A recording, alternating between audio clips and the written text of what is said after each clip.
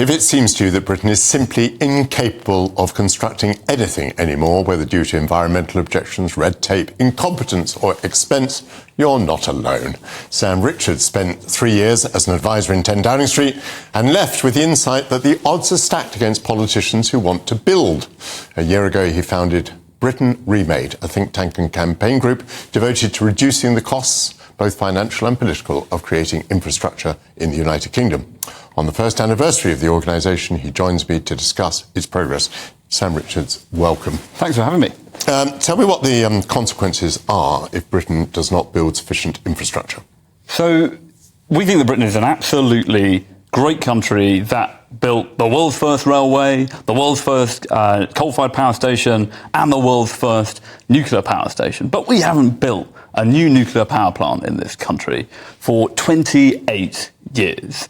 Over the course of this decade, on current trends, we are currently already, the typical British family is poorer than a typical American family, poorer than a typical German family. And by the end of this decade, if we continue our failure to build new infrastructure and new industries, the typical British family will be poorer than the typical Polish family. How do you know there's that connection? How do you know that not having infrastructure makes us poorer? Well, you can see it in the success of those countries to build the infrastructure that they need, and it's particularly the case on energy, right? So over the last year, the biggest issue that has faced households around the country, across the country has been the cost of their energy bill. It's also the case for manufacturers. I used to work at Nissan at the plant up in Sunderland, and one of the most important issues that they faced, the most biggest challenge in getting the next model of Qashqai built there, getting the next car built there, was the cost of energy. So we need, if we can bring down those energy costs by building the new sources of power, reducing the red tape on building new offshore wind, new nuclear, then we can make Britain a much more attractive prospect for investment. Give me maybe one example of how much more it costs to build infrastructure here than somewhere abroad, and then go on to tell me why that should be the case, why that's happening. So if you look at the difference between France and Britain, in France, high-speed rail costs 8 to 9 times less to build than it does in Britain. Part of that is because Britain is a denser country with less space to build, a small part of it. But it's also the case that we have gold-plated environmental impact assessments, so they have got longer and longer over years. The environmental impact assessment for an offshore wind farm off the Norfolk coast, which is it's a sizable offshore wind farm, but that document was longer than the combined works of Tolstoy and Proust. It really doesn't have to be like this. We're making it far too hard for ourselves to build those sources of nuclear energy and build those new transport links. There also seems to be an absolute loss of control. I mean, the way the costs of Crossrail or HS2 escalated, and no one seemed to be responsible. The government seemed to be... All the government could do, apparently, was to cut the project. It couldn't actually control the project. What's going on there?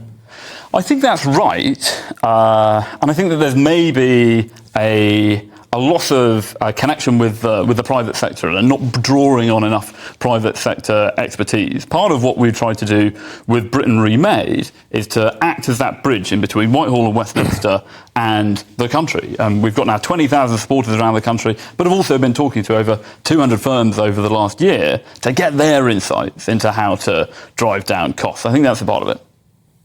Do you see anyone campaigning in this election to do what you want to happen? I've been heartened by the fact that there has been this cross-party actually recognition on the need to make it easier to build. So Keir Starmer, in his conference speech, used that to say that the Labour Party wanted to back the builders and not the blockers. Now, I don't care what people say. I want to know what they're going to do. The devil will be in the detail. But I mean, it's interesting, for example, the Labour Party policy of a 2030 zero-carbon grid. In order to do that, they are going to need to build a huge number of turbines and solar panels and pylons and nuclear power stations as well. But it's also the case that I know that the government is looking closely at how to speed up infrastructure, and I think they've just announced today, I haven't seen the details, but that they've announced that they might be giving households up to £1,000 off their energy bills if they host pylons nearby. And this is welcome. That brings us, I'm sorry, briefly to the question of NIMBYism. This is a big problem. Most people don't want any of these things happening where they are. I think that's right, and that's why we need to change the incentives. So, for example, Octopus Energy have got a great scheme whereby if you host a wind turbine nearby, and when it's windy, you will then get 25% off your electricity bills. I think that's absolutely great. And we need more of these schemes to shift the balance and make sure that the people who host this infrastructure see the benefit from it. I love that expression, hosting the infrastructure. It's like taking in a rescue dog or something. Thank you, Sam Richards. Thank you.